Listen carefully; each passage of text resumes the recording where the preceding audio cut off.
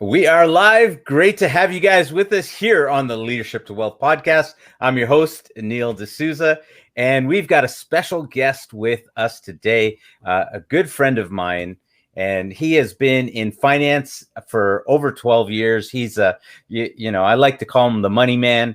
He's got a background with traditional lending in the banks, but he is, what would I say about him?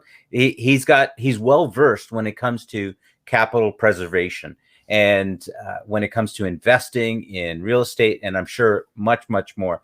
But our guest today has some very unique perspective, a very unique perspective when it comes to life and how we get to where we are, and with lots of interesting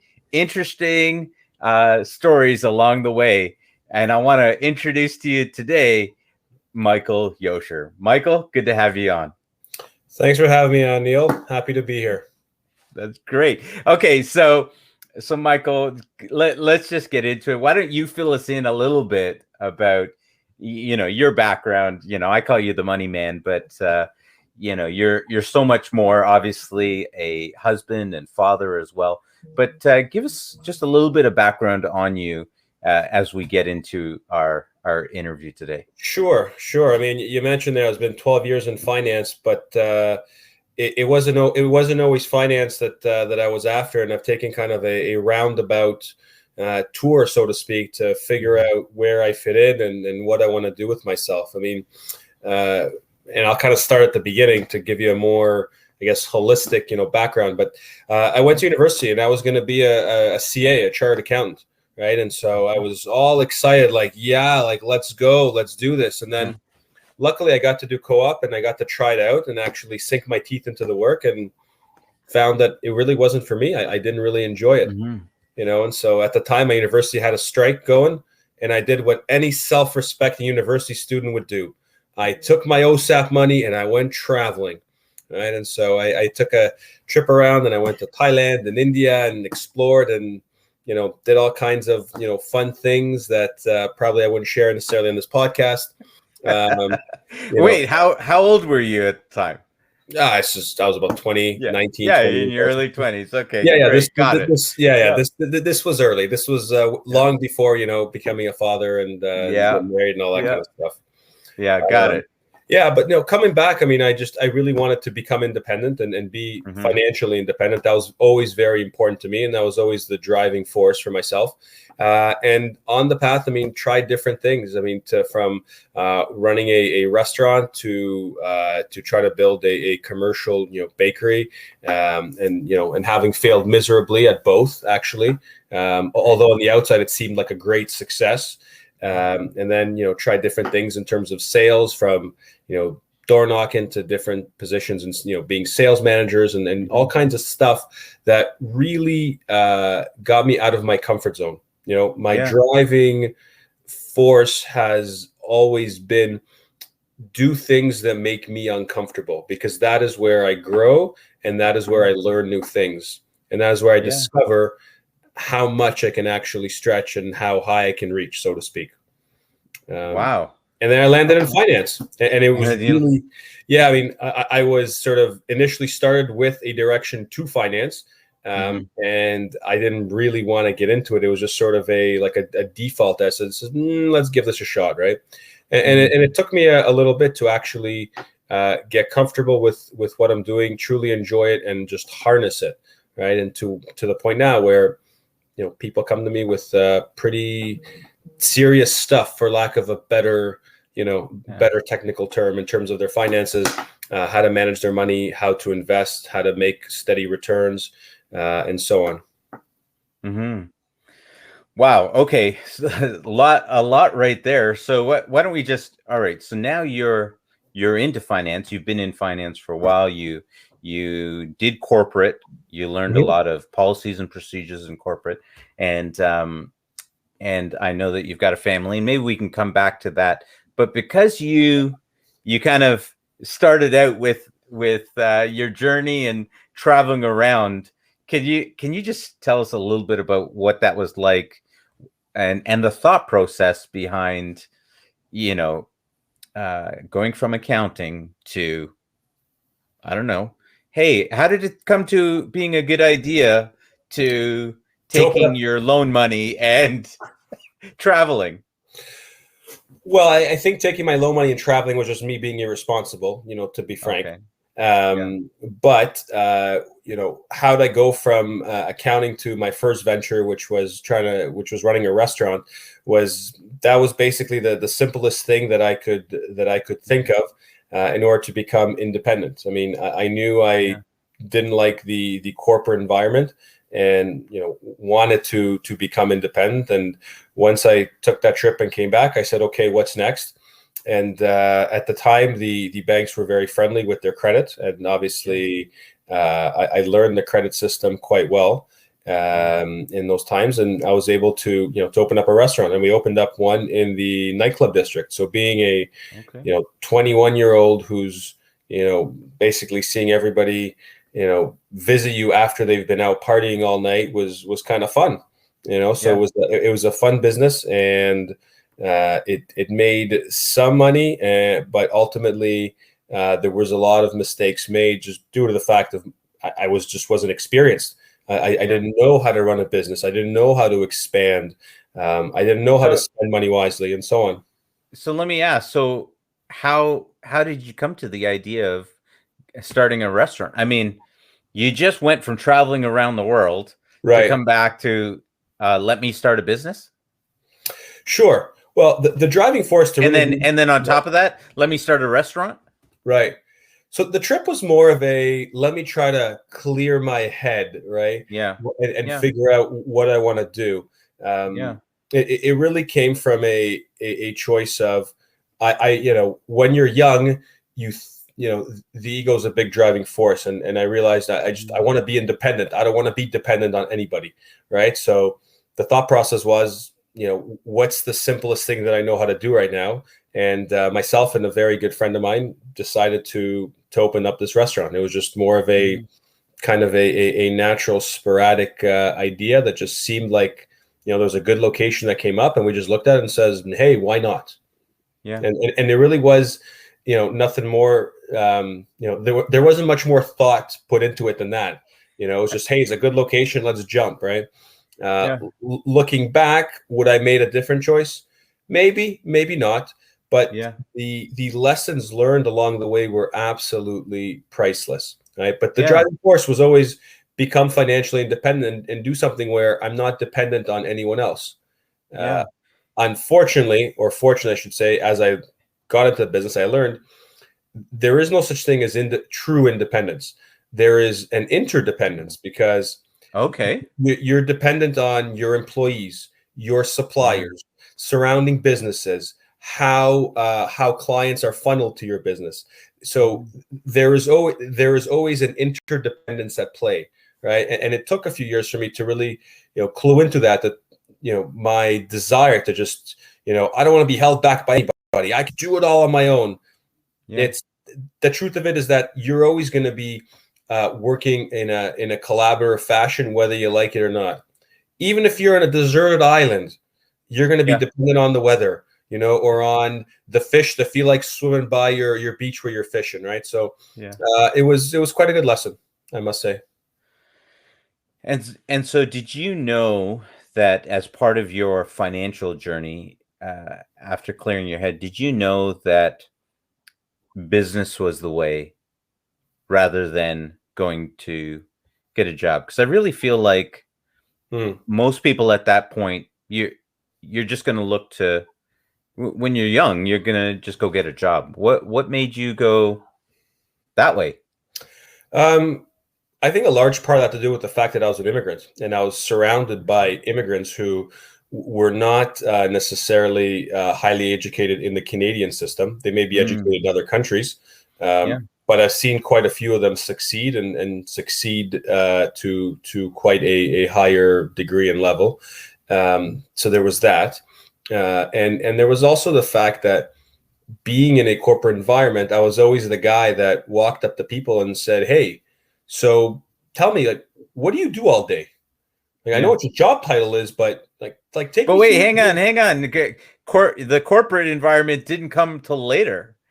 Well, no, when I was in school, I got to do co-op, right? Oh, And okay. that's why I Got dropped it. out of accounting, because Yeah. I got to Which, actually sink my teeth into the work, and I got yeah. to talk to people in the field, and I just asked them, so Yeah. what do you do, right? Yeah. And then when I figured out how long it would take to make that climb and so on, Yeah.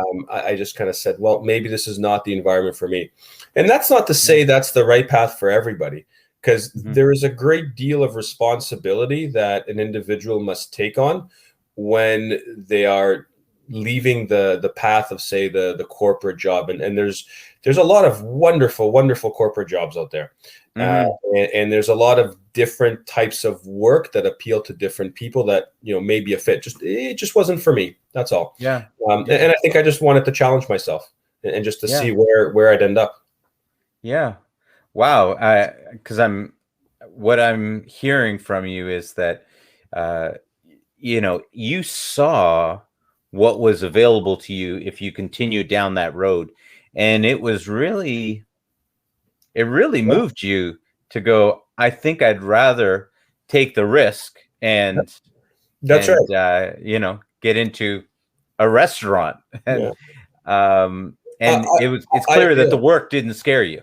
Right. I ultimately wanted to be able to stare in the mirror and say, hey, if you made it, good work. And hey, if you didn't Mm, make it, well, it's because of you too, right? But at least I know who to look at, right? Or who to point at wow. if it didn't work. So that's that. That's the choice I made. And Yeah. man, there were tough days. I'll tell you, there were tough Yeah. days. Yeah.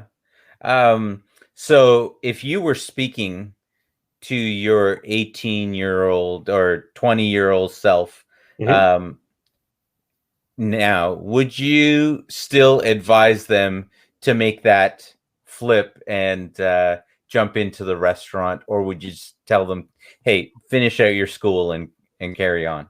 You'll figure this out."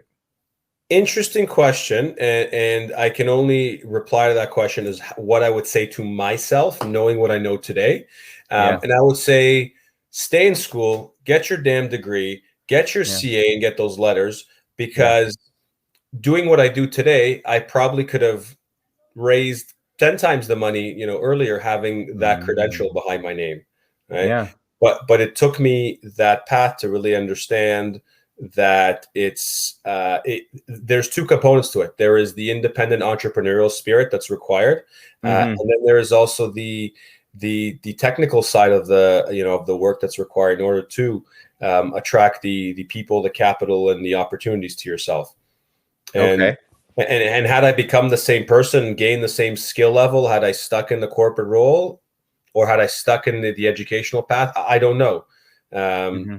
but that's just Yeah. me, reflecting on what if this or what if that, and Yeah. Yeah. Seeing that you came back around and got into finance anyways, you can right, see the right, value that you would have gotten had you stayed.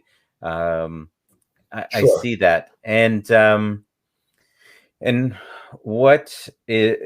you could tell us a little bit now about, I mean, we talked a little bit about capital preservation and stuff like that, but can you help us understand a little bit more of what you do now in terms of raising capital and sure. for the audience? Yeah. Sure. So there's a couple of things I do. I mean, so I raise capital for real estate projects or for real estate investments. So where investment want to Hmm. pool their funds, and they, want to purchase a multiplex property, like Hmm. a triplex or a fourplex or something larger.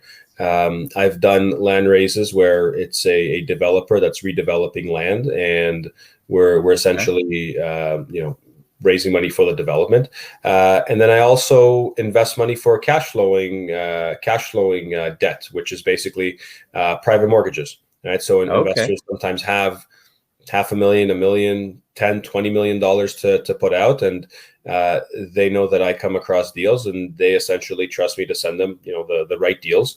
And I place their money for them as a Right. broker.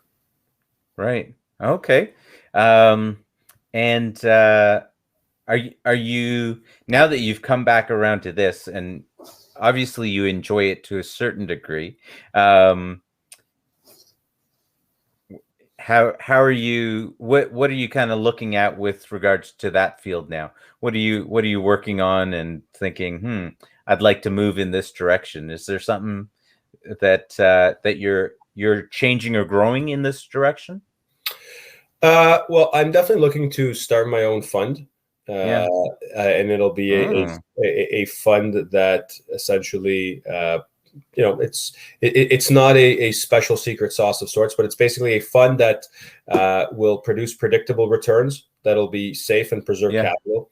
But when it comes to finance in general, one of the things that I do want to put out there is essentially more information, more education to people who want to hear it and people that are in need of it. The more and more I speak to the younger generation, and especially the way the real estate market is today, I feel like because home ownership seems to be such a stretch sometimes, Mm-hmm. Mm-hmm. it's not even something that they get engaged in or interested in, and I think Okay. that that's super important for them to actually be aware of. And sort of the analogy I draw is, if you are you don't have to be a doctor, let's say, or a nutritionist, but you need to know a little bit about food because you're putting food into your body. And Mm-hmm. in the same manner, you're going to have a roof over your head. You're either going to pay someone else's mortgage off, or you're going to pay your own. So you should at Okay. least understand and know how that works.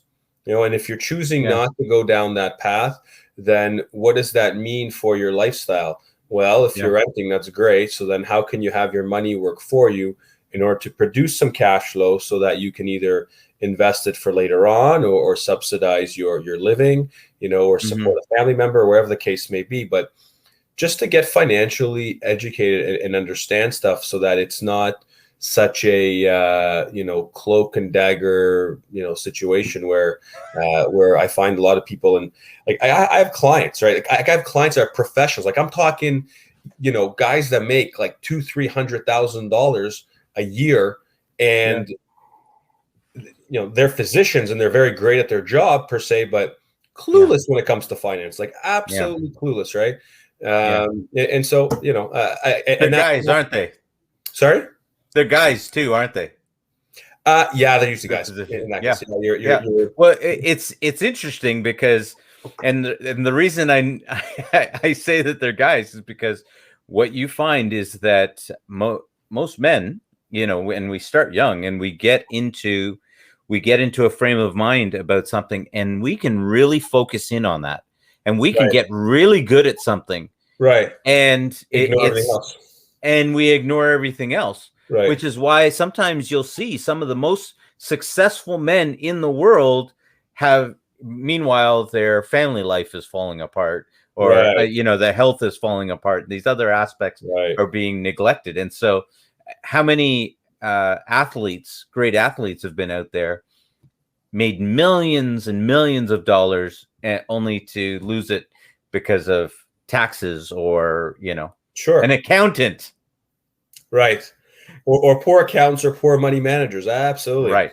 Right. And you touched up on something there, because there is something that unites, I think, your theme, which is finance, family, and fitness, Yeah. and that is the balance between those three, and Mm-hmm. the attention that should be given to every single one of those aspects, and not overly focus on one. I think generally Mm-hmm. we as men, I can speak for myself, get very, very invested in our identity and who we are, by what we do for work, how much money we make, and the status that we Yeah. can advertise to the world out there. And lately, especially with having kids, and they're still young, and this because we've had lots of conversation about it. It's really changed my perspective on things, and it's made me aware that I used to be a friggin' workaholic, and I would prioritize things in a horrible manner. I remember when I was doing my training, one of the guys there was saying, "Can we be daddy's clients?" Right. And I because daddy always picks up clients' calls, but has no time for the family. And I said, I never want to be that guy. right? And but Yeah. I found myself in past, before the kids, and even a little bit, once they came on in the early days, I was being that guy. And so it speaks to the balance that's needed between those areas. Mm-hmm. Wow. Very that one actually hit home when you just mentioned about can I be one of daddy's clients? Because I can even say for myself, it's trying to find that balance with time for work, time for the wife, Mm-hmm. time for the Mm-hmm. kids Right. is not one that I've always done well at. Actually, I've done terribly at it at times, and I if I was to be honest, and perhaps you could comment on this, I would say that the ego or the part of me that wanted to be exceptional at something um, really took over. And Right. it wasn't that I didn't want to be good with the family, or I didn't want to be good with fitness. It's just that I was so driven. I just Right. found it, I was focused on in this area. And so can you say something about that? Sure. I mean, as I agree with you, because obviously a lot of men do that, and Mm-hmm. unfortunately, our society applauds that. Mm-hmm. You have these movies about titans like a Steve Jobs, for instance, as a character, right? And there's a lot of attention rewards that are given to being that way, but Mm-hmm. once you actually attain a certain level of success, and or see it have a negative effect on other aspects of your life, like your family life, all you have to do is just imagine, let's say my family's gone tomorrow, and I'm not there Right. anymore. Tell me how much your money's worth to you. Tell me how Yeah. excited you are to make the next deal or make the next pot of cash, right? I Mm-hmm. I had a funny, sorry, I'm just digressing here a little bit. I had a funny incident where I went to see an investor, and Yeah. like, just lives in just a huge house. I mean, just sprawling mansion, like beyond anything that I don't think I would ever need, right? Mm. And he was just in a bad spot, in terms of his personal life, without getting into too many details. And I got to tell you, I came home, and financial success and family success are not mutually exclusive. Yeah. Yeah. You want to have that mansion, you want to have your private jet. That's definitely all there and possible. Ain't nothing wrong with that. But what happened to me was that I got home and I wanted to get on my knees and just thank my lucky stars and just be happy, with my wife and my kids, and the fact that everyone's well. And I was like, wow, I never took a moment to just say, thank you, dear God, for blessing me in this way, and that this part of my life is absolutely amazing, Mm. and I will continue working on my vocation, continue working to become successful in the financial field. But it does not define who I am. It does not Mm-hmm. define what I'm here for. And I'm just conscious of, if I'm on my deathbed, I don't think I will care if I made an extra deal or not. Right. But, Right. so. But how does that change? How does that change? Because, you know, there is a point there where that's all you can focus on. How did that change for you to go from, um, well, you were building restaurants, commercial kitchens, all that stuff. How Sure. did it change to, okay, I don't care if I get another deal. Sure. So, firstly, part of it was I fell flat on my face, and I failed. That was Okay. that Yeah. was a part of it, and then I got to see sort of who And was, you survived. and I survived. Yes. So I think there's probably a good lesson right there to say you can fail and you can survive. Absolutely, absolutely, and there's a whole nother tangent we can go on there for hours and hours. But Yeah. generally, what happened is after post failure is that I saw who really was there for me, Right. in terms of my family, and how important that is to have as a base. Yeah. And secondly, The other thing that happened is that once I actually made a bunch of money, I remember I was traveling around the US. I ended up, it was a project I was working on with a real estate company that was essentially selling portfolios of real estate to different, investment clubs. And my job was basically figure out how the money works, how to make Okay. how to structure the deal. And I mean, it was a very exciting time in my life. I was getting on planes like they were buses, and it was fantastic. And I remember sitting there. I was actually working in Utah, and I remember sitting there in a hotel room one night, and I was just thinking to myself, like, wow, I just made more money in 6 months than I made, and I can pay off all the debt that I accumulated through my failures and over the last 7 or 8 years. And I just remember thinking to myself, okay, now what? Like I felt empty. There was nothing, and this is obviously pre having my own family. I just felt like, what's next? This can't be it. There's got to be more, right? And so I think that's a constant check-in that I have with myself in terms of when I'm working and what I'm doing, and whether I do well or I do or I fail at something. I ask myself, I check in, is this in line with who I want to be and what I want to be doing? What does this say about my direction in life, and so on, right? So there is always space for reflection and to sometimes course correct slightly or change direction if need be. Yeah. Wow, there's a lot there. Maybe I should just give you maybe I should give you shorter answers so that we can just no, that's really good. What I was thinking about was what you had me thinking about was the the show is Leadership to Wealth. And I'm kind of present to how you're leading yourself along the way, right? And how your leadership has grown. You went from a place where you were in school and then you realized you needed to make some changes.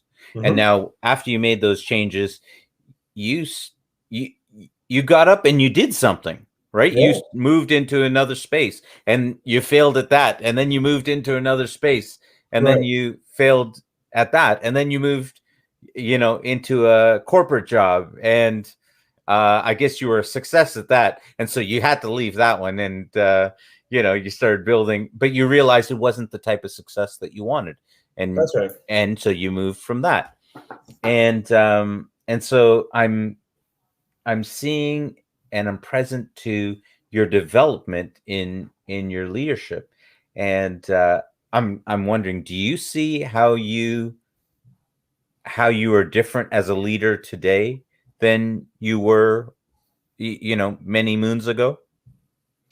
Sure. I mean, that's a loaded question. I mean,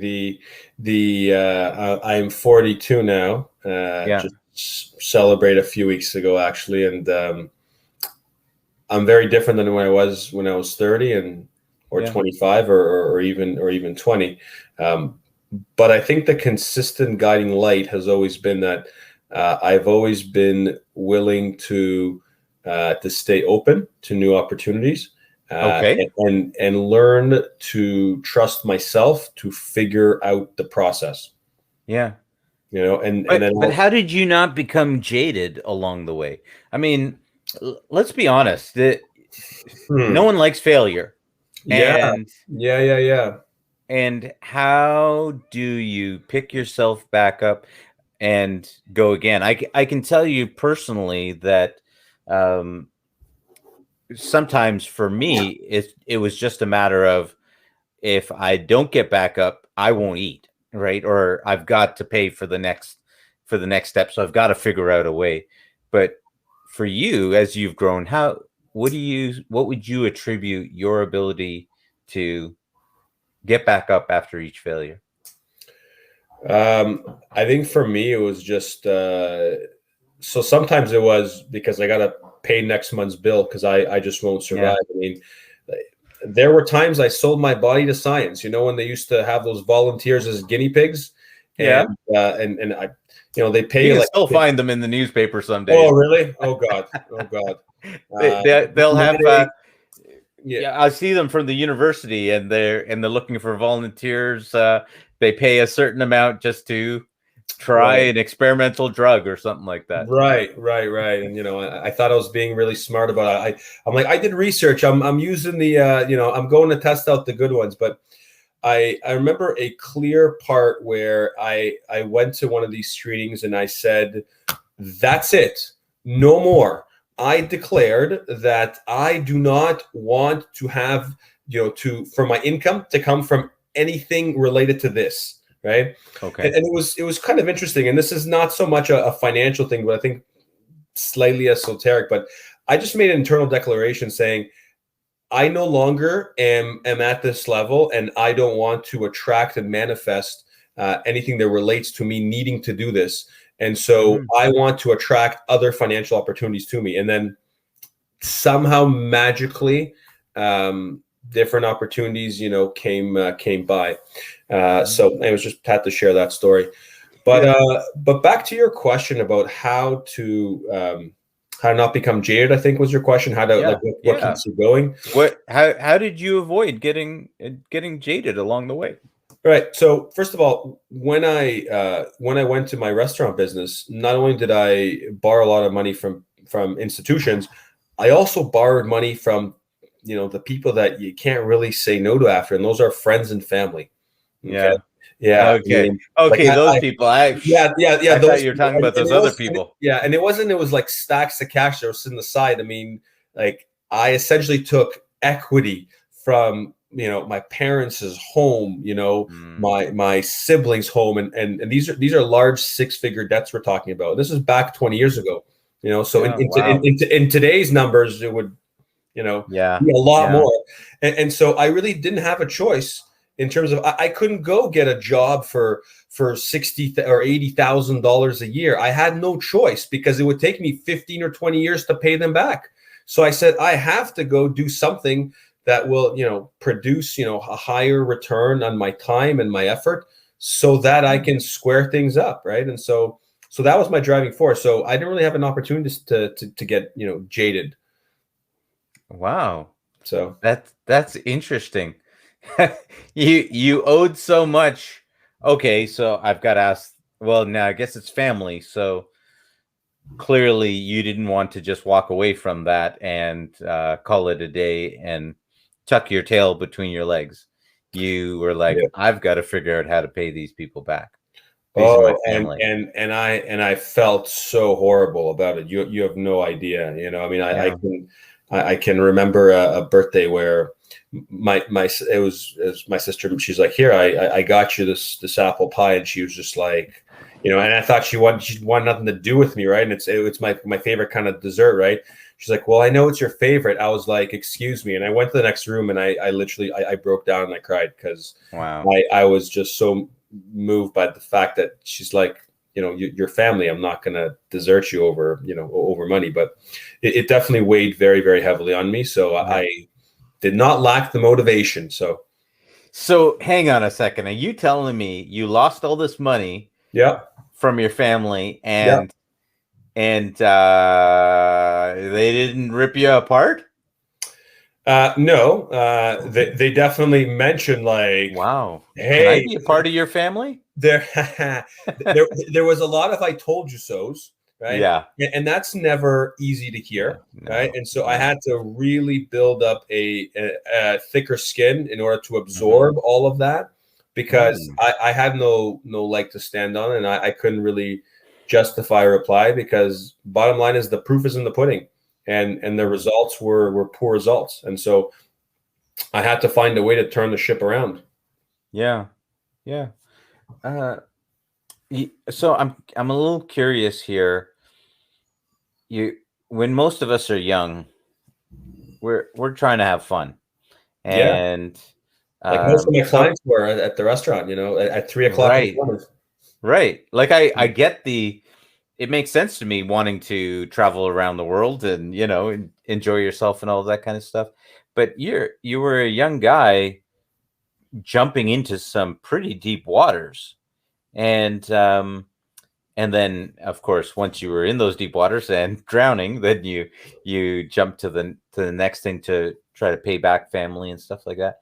But that's a pretty young age to be to jumping into those deep waters.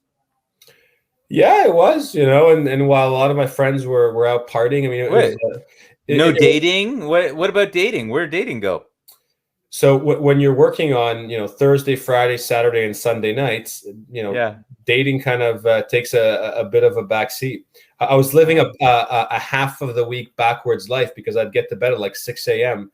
because we wouldn't close till 4. And by the time you're done, clean up and so it was, right. But it was fun times because we lived upstairs. It was right on Richmond Street, if you know where the old we're right on Richmond between John and Peter. And yes. and so I know it. We lived upstairs and I worked downstairs, and friends would stop by before and they hey, we're going pre-drink here, and then they'd go out and they'd party, right? And I'd go work. And you'd head to work. That's right. Wow. Okay. that does make sense. Wow. Okay. So, I don't know. Let me ask the question with regards to the restaurant. Obviously, we're seeing right now a lot of restaurants going out of business. Mm-hmm.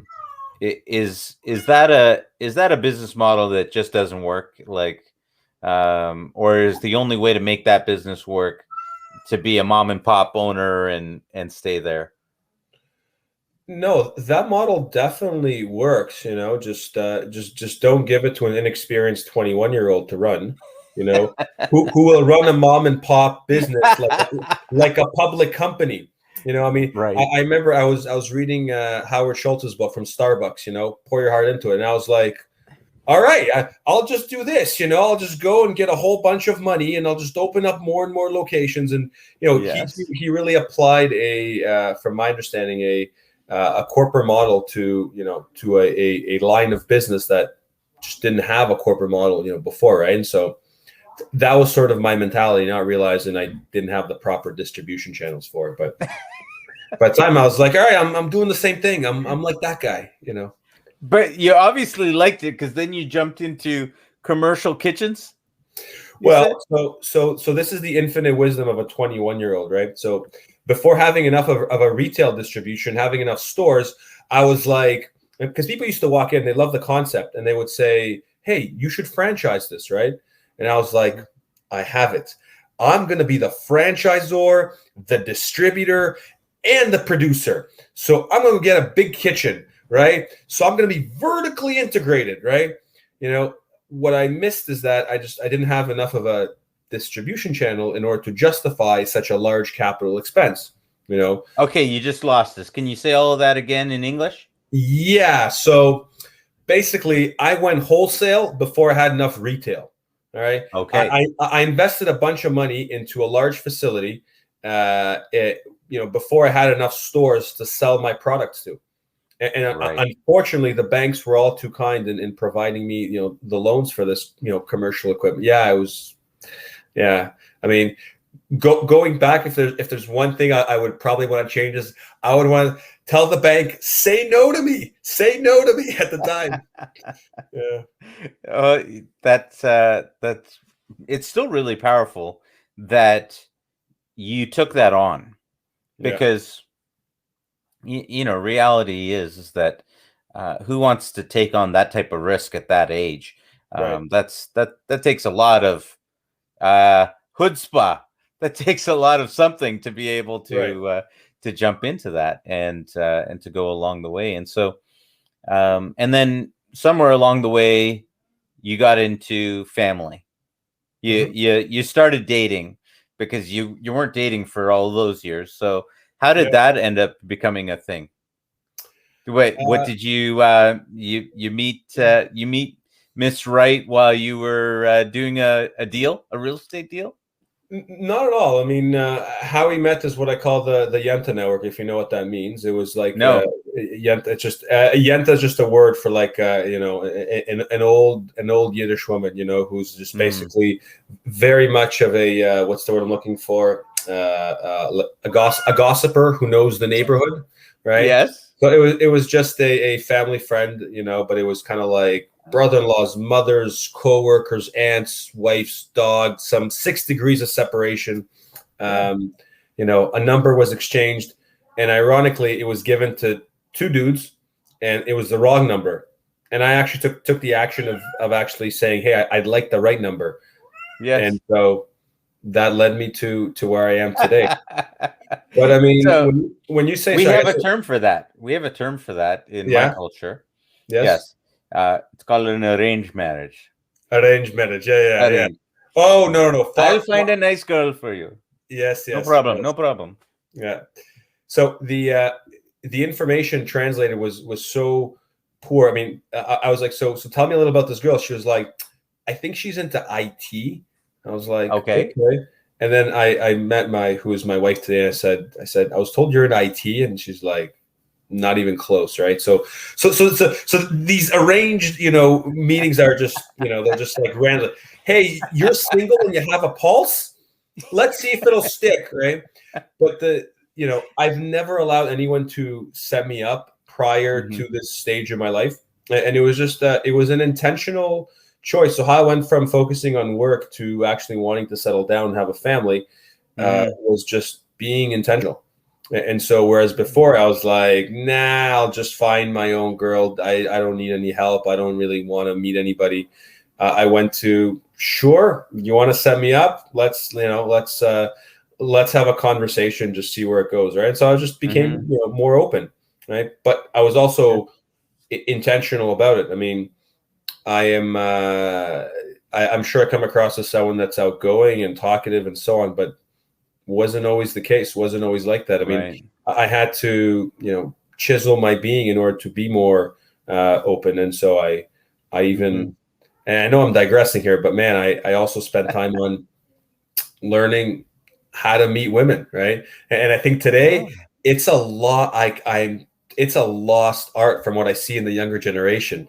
Like I see these younger kids, they're afraid to talk to each other. They're just sitting behind like their devices and and the basic communication skills. I mean, you know how it was back in the day. Yeah, that's right. Yeah.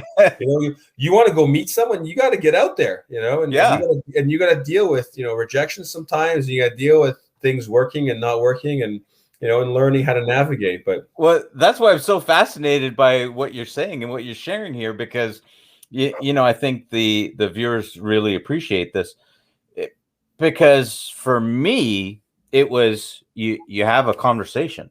You got to have a conversation with the woman, and you may like her, you may not like her, and on you go. And I would say that there's even a lost art to having a conversation with someone, and so what a lot of people, I think a lot of men are doing now, is they're pushing it further and further back. Almost like that's not something for me to worry about right now. But then I think it gets a little funny after a while. You haven't done it for so long that then you aren't really sure how to talk to someone anymore. Is I think what I'm seeing from definitely a lot of men that have held off on it. Right. And I also think there's a lot of, I think because of technology, the fact that the men are not forced into the situation, they essentially can hide behind the screen.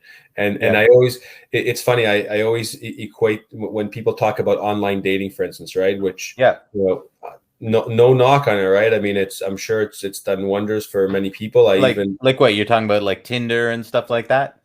Yeah, which, man, when I was growing up, there was no Tinder, there wasn't any of this stuff. I think we had I think that there was Plenty of Fish, I think is what the website was called back in the day. Oh yes. Yeah, I heard about that one. Yeah. And so anyhow, the way I equate to is if you go to a bar and there's, let's say, 100 women, 100 men, and let's say you take the 10 most desirable people that you would want to approach in that bar, well, you may have the courage to, approach maybe a couple of them, or the time per se, and maybe, a handful of people would approach, those women, for instance. But when you're online, all 100 men would be approaching every single one of those women, right? And so it creates this dynamic that is so unrealistic to how things would work out in a real world situation, right? And Oh my goodness. Yeah, I have to I have to share this story with you. I don't know if I've ever told you this one, Mike.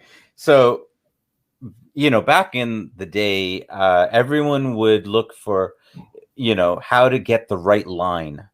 Were you ever into that scene? You gotta come up with a line and to pick up a girl, right? Oh yeah. So, and I remember being terrible with lines. Like I could never deliver them properly. And so I was like, I've got to figure out a way to not have to use a line. And what was that way? And so what I worked out, this was my genius back then.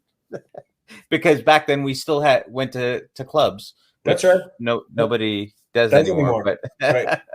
But I would literally do this thing of going to the bar, and you sparked something there where you were talking about 100 men going after the one woman.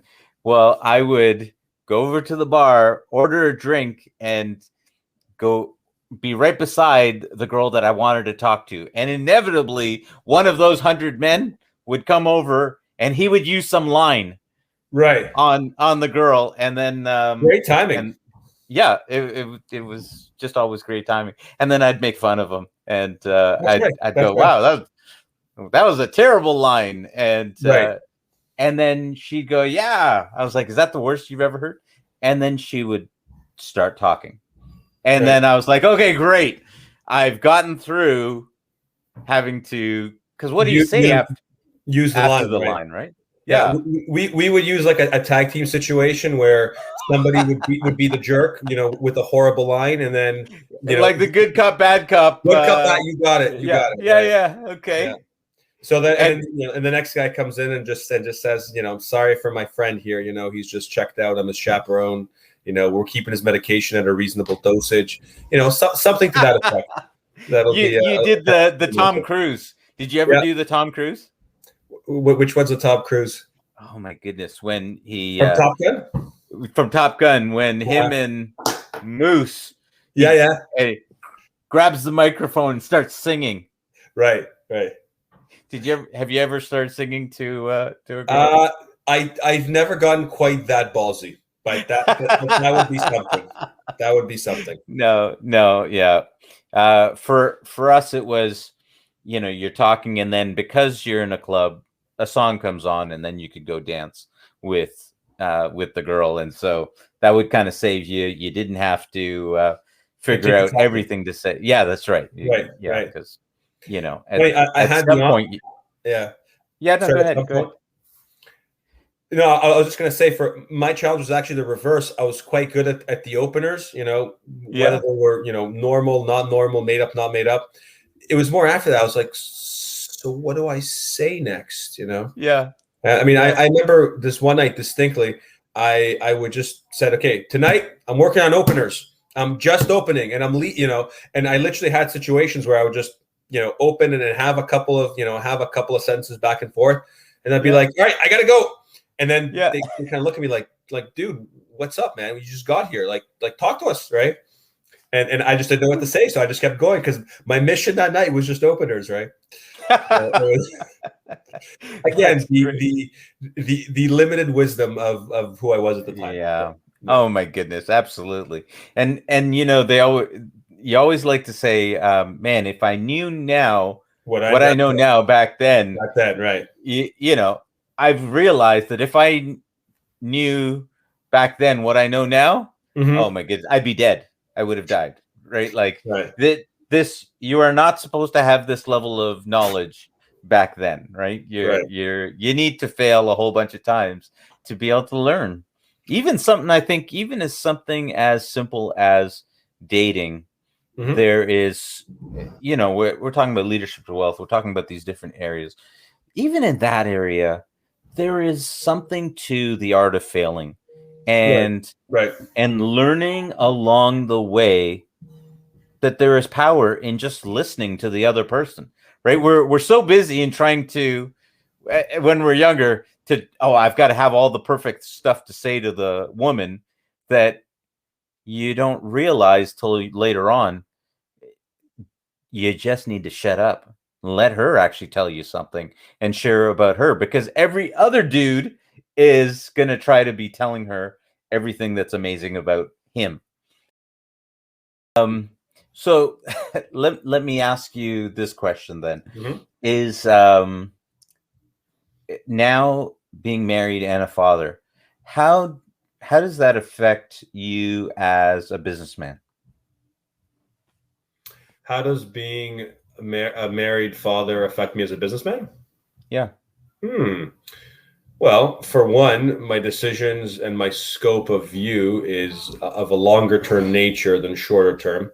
I think more of how it impacts my family, first of all, the choices I make, and how, how that would impact, the lifestyle. That's one. Whether it would cause undue stress or whatnot on myself, whether it would take my attention away from where it's needed. That's one. And then two, when I'm making choices, I ask myself, would my boys be proud of me? Would they look at their dad and go, hey, this is a good choice? And so that barometer kind of keeps me in a space where I need to be accountable to myself, and accountable to the family in a way. Not that I share every decision I make or every thought that goes through my head, but that's sort of call it the temperature checker that I check with is how it would impact the family. Right. Also, I think as a businessman and having a family, you're definitely more risk averse as opposed to risk low. I mean, the risk I would take when I was single is very different than a risk I would take, with the family, in terms of in a business sense. Yeah. Yeah. Yeah. I would probably agree with that, in the sense of you're more measured. You think about a decision twice. That's right. That's right. Now, I think in many ways we would consider that to be a wise thing to do.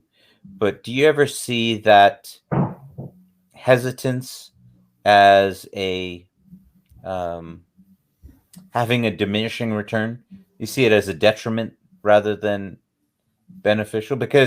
And I ask that because we see so many young guys that without that hesitation, being able to jump into and making a fortune very quickly, being able to make decisions that, hey, I don't need to worry about all of these things. And as a result, there's a huge payoff.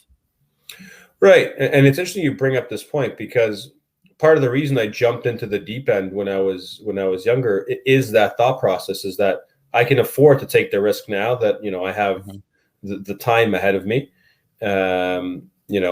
versus now there's obviously more obligations. And is that a detriment? Sure. If I'm in a situation toe to toe and I need to play chicken with a 20-year-old, well, the 20-year-old is going to beat me, right? Because I frankly have more to lose than him, right?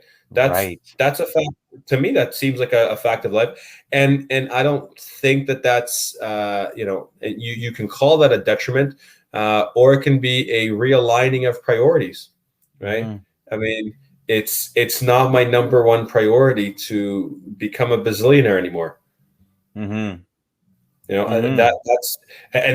may not appeal to everybody listening in, because we give such high validation to someone who's made a fortune, right? And I think what's necessary today, especially, is a realigning of our values, and that your financial success should be part of holistic life approach to who you are and how you are being in the rest of your life, whether it's your health, whether it's your family, and so on. So is that possible for someone to be starting out and to be approaching their life holistically?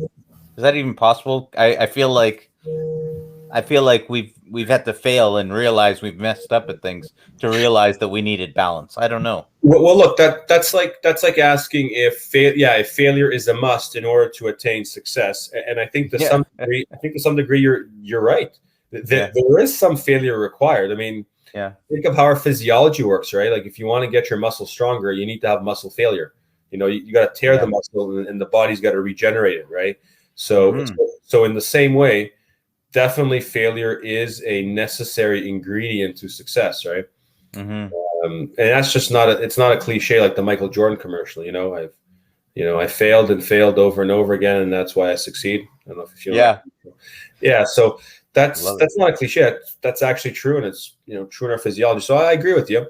And at the same time, I think that if you have a healthy enough approach, or if you structure yourself and your life in a manner that where you're cognizant or conscious, or you've had other role models to look at that exhibited a more balanced approach, I think that would have an impact on how a young person would choose to spend their time and how they would choose to handle success or failure. Okay, well, I got a question off of that. If I can go down this road, friends, where do your relationships? I'm gonna go beyond, other than your wife. What have you learned when it comes to relationships and how they help you navigate life or impede you? Is there something Sure. that you've learned in that way? Oh, lots of things. I mean, Yeah. one of the things I've learned is that the distinction between friends and acquaintances. Okay. Tell Okay, us. so sure. So a friend is someone who doesn't give a damn about, what you do or your status. They just like you for you, and they're there for you, in good times and in bad. That's a friend. An Yeah. acquaintance is someone who you want to impress and who wants to be impressed by you, and so on. And Mm-hmm. I remember learning that quite early, and it was after my experience of a failure. I basically said, I don't know what I want to do with the rest of my life, but I got to get a job and make a little bit of money somewhere. And for a little bit of time, I went to get a job as a waiter, and Okay. I thought, but that's and at the time I was like 25, 26, or maybe I was older. I don't remember quite the age, but I was embarrassed, because I was Mr. Businessman, and then people that would go, my peers in my age, they saw me as like, wow, you have a lineup out the door on the weekends, and you're like our age, and we're partying, and you're making all this money, and that's who you are, right? And then all of a sudden, I was Yeah. like, I'm gonna go work in a restaurant. Okay, so what I did is I got a job at a kosher restaurant because I figured Okay. nobody I know would go there. Because I'm not in the religious community, right? So I figured nobody will see me there, right? And I remember this distinctly. One day, one of my old customers walks in and he says, "Hey, Mike, what are you doing here?" And I said, "Well, I work here." And he says, "Oh, you mean like you're the manager?" And I said, "No, no, I'm a waiter." And he goes, "Oh, you mean like you manage the waiters?" No, I'm a waiter. Like I bring your food and drinks and stuff, right? And he was like, "Oh, okay." And it was because it was a shock to him to see me doing that, but Right. it was such a rude awakening for me in that I realized, you know what, every single friend and anyone that is close to me knew Mm-hmm. where I was working and knew what I was doing, and knew my situation and had no issue with it, right? It Mm. was these kind of fringe acquaintances or people that you just kind of see every so often that Mm-hmm. that I would want to impress or look good in front of, right? Yeah. That I realized, you know what, that doesn't really matter, and Mm-hmm. so I don't know. So if that answers your question about how friends have guided me, and I've just been able to distinguish what's a real friend and someone who's just an acquaintance, and I stuck Yeah. to um, what I value most in life, which is deeper, more meaningful relationships with people. Mm-hmm. Well, something that I think it just pointed out for me was I've recognized that there are times where relationships friends Mm-hmm. can be too much of friends in the Mm-hmm. sense of they know you in that Mm-hmm. way, Right. and it allows us to be comfortable. And then there's like something that I just heard when you mentioned about this gentleman that saw you there. He automatically was like, "Oh, well, this is who you are, and this is who you are for him." And so he Mm-hmm. just automatically thought of you that you would be at that level. And Sure. I don't Sure. know if he looked down on you or not for being a waiter, No but idea. yeah, I was looking down on myself. Let's put it that way. right, Yeah. right, yeah. But there's something there to be said that he just he was just like, this is who I know you as. I know Right. you as this guy that Right. performs at this level. That's right. And is that necessarily a bad thing? No, not at all. Not at Yeah. all. Yeah. Because I've recognized being in business, one of the things that I have to surround myself with is people who view me in that way, have expectations for me in that way.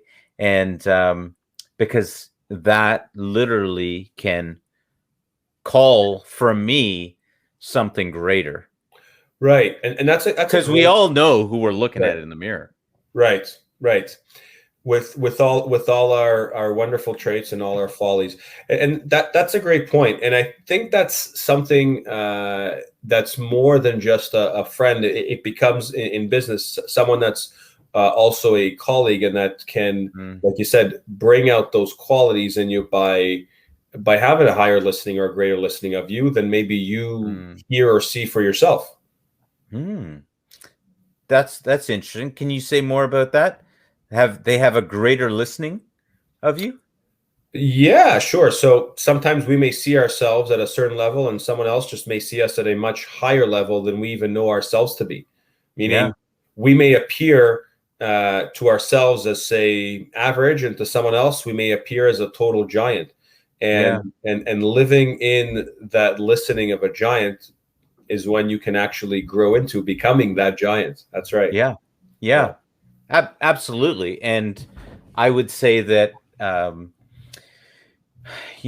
growing up and the things that I've been through, there are so many times where someone has shared something and I've thought, I don't know if I even want that or not, but I'd rather be that person that they see me as, because Right.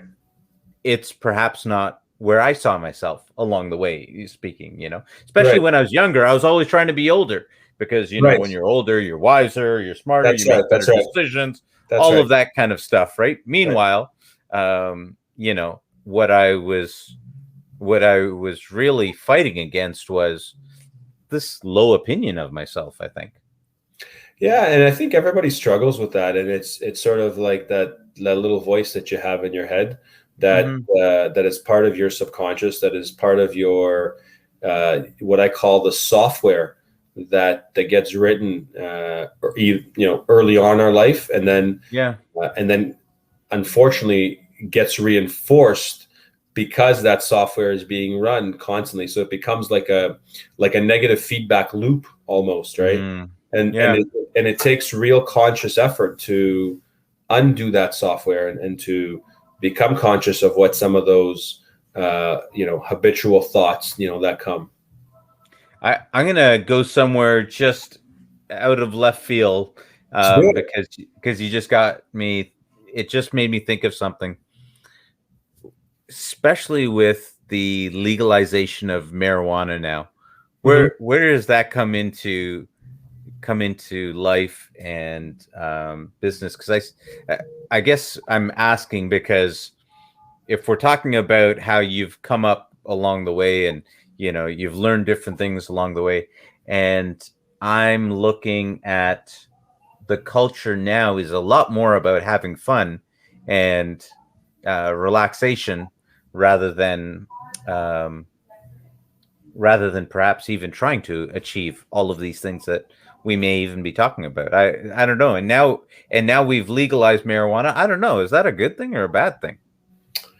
I don't Uh, even know. wow, that's a loaded question. I mean, Yeah. uh, what I hear mostly in that question and how marijuana relates to it or not, I mean, Yeah. Our culture has always been very accepting of alcohol, for instance, as a relaxant. And Yeah. you watch movies and someone's always having a drink, right? And Yeah. it's how you celebrate and so on. And that's and as we know, it's also had very negative effects on on people's lives.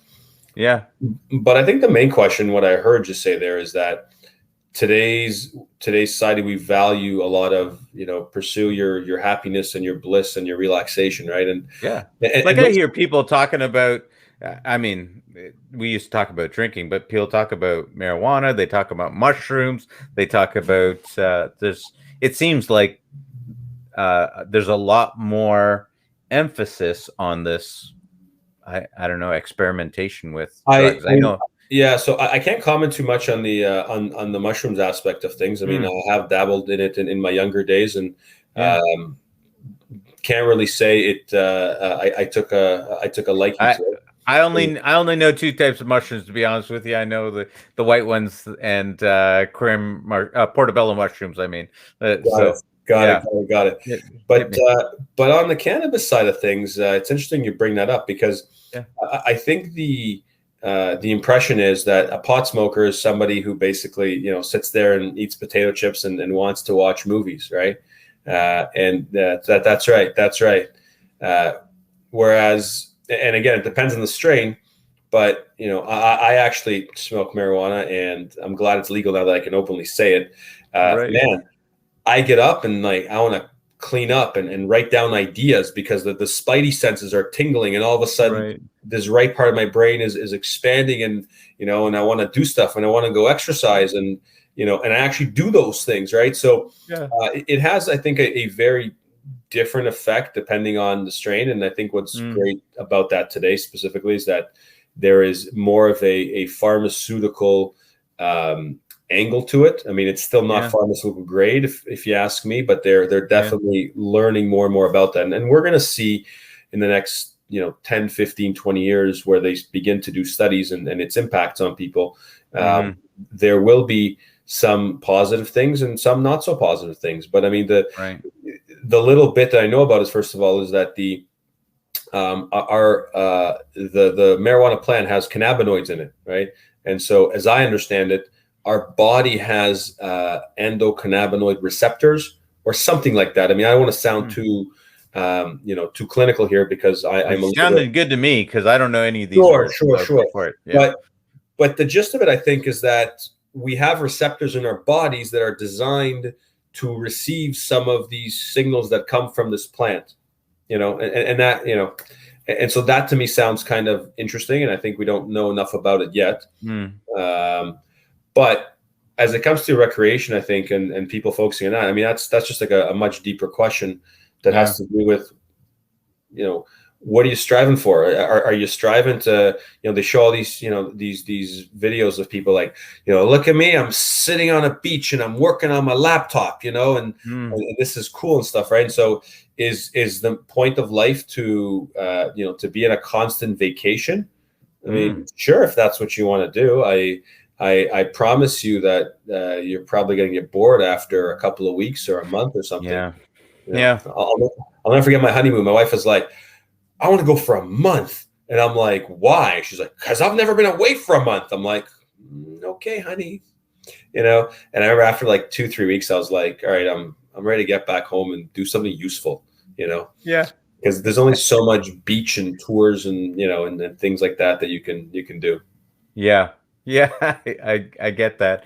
I think something, having worked for the government before, one of the things I realized and learned was that a lot of people, especially men, die within 5 years of retiring.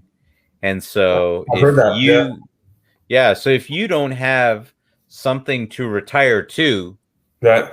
if you wait until retirement to enjoy your life, you're in trouble. And so there's something to, when I left the government, I thought, what is something that I can do for the rest of my life that inspires me, that I enjoy, that I can grow with, even as my body gets wears down, right? And what can you Yeah. do? And so I thought that was something important because otherwise, where do you go, right? When you retire, I Right. hopefully I don't have to retire.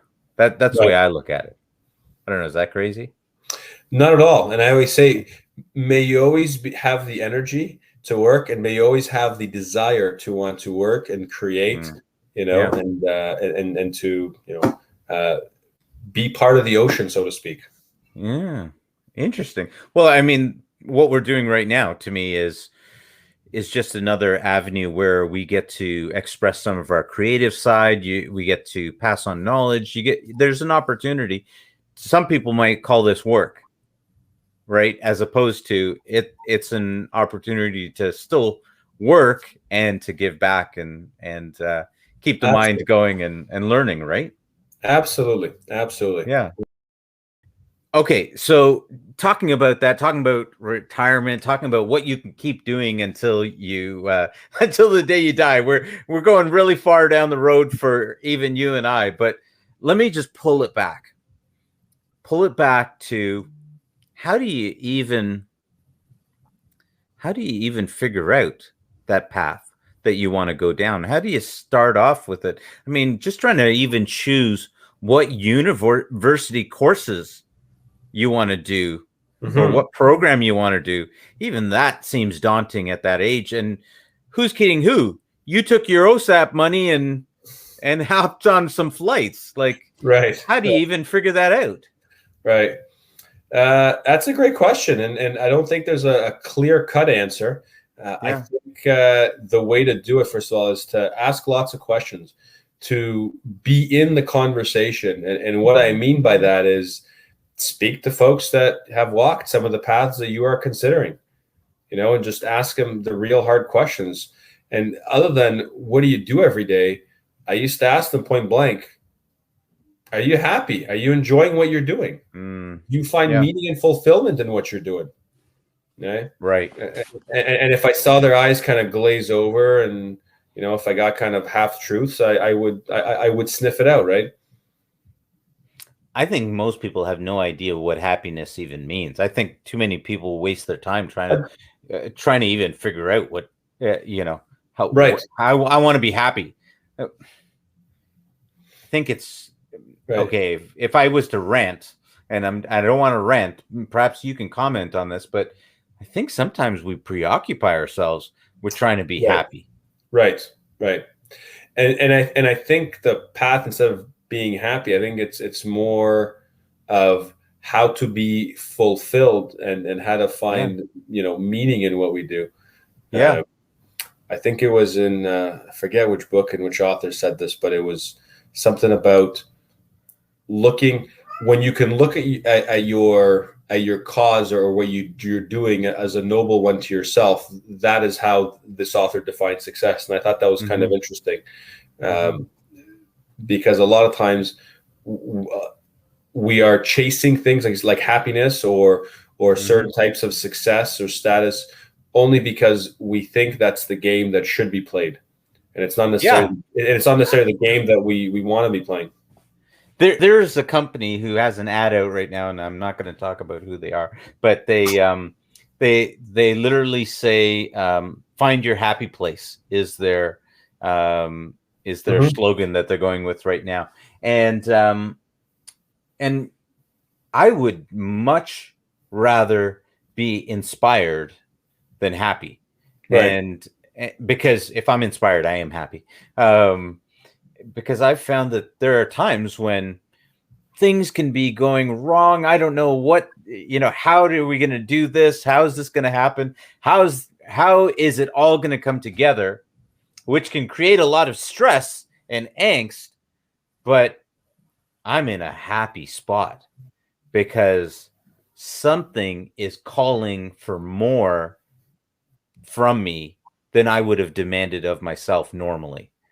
And that is such a Right. beautiful space to be in with all of that I Right. think instead we're peddling this society as a whole can really peddle this idea of happiness on the beach with a drink and, Right. carefree and Yeah. footloose and fancy Yeah, free. it's chasing something elusive.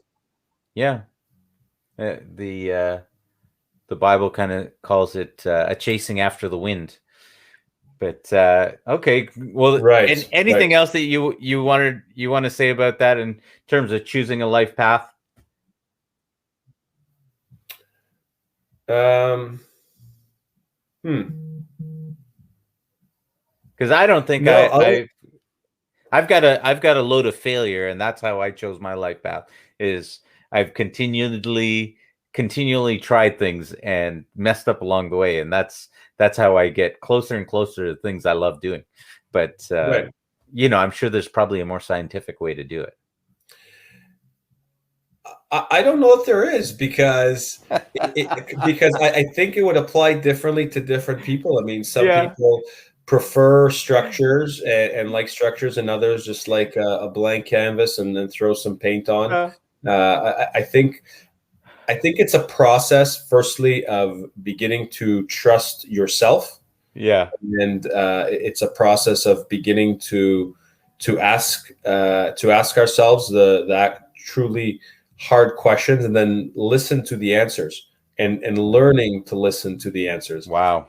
That is the art form that is required, and that is a lifelong journey. I am learning every single day. Wow. Mr. Yosher, I think that is a great place for us to stop these shenanigans. Okay. That really is powerful, and I do think that we need to be able to even give that space to allow things to fail, allow us to listen, and be able to choose from there Right. rather than just kind of always going back and forth, like a boat on the water, getting tossed around. We actually get to hear what's going on the inside, and because life can be filled with so much noise, right? So Right. Well that put. that's what I hear. Well That's what I put. hear. You, Well, you heard me well. thank you very much, Michael, for coming on. Let me ask, if people are interested in engaging with you more, how can they get a hold of you? Sure. Just go onto my website, michaelyosher.ca. My number should be there, an email. And if they have questions about finances or life or death or anything that's in between, I'm happy to chat and listen. Love it. Love it. Well, Thanks thank for you having very me. I much. really appreciate it. I enjoyed Yeah. this. Thank you. Thank you. Well, Leadership Nation, thank you guys so much. It's been a great time, and hope you guys got a lot from it. Feel free to give some feedback and let us know if we need to have Mr. Michael Yosher back on the show. And that's it for this week.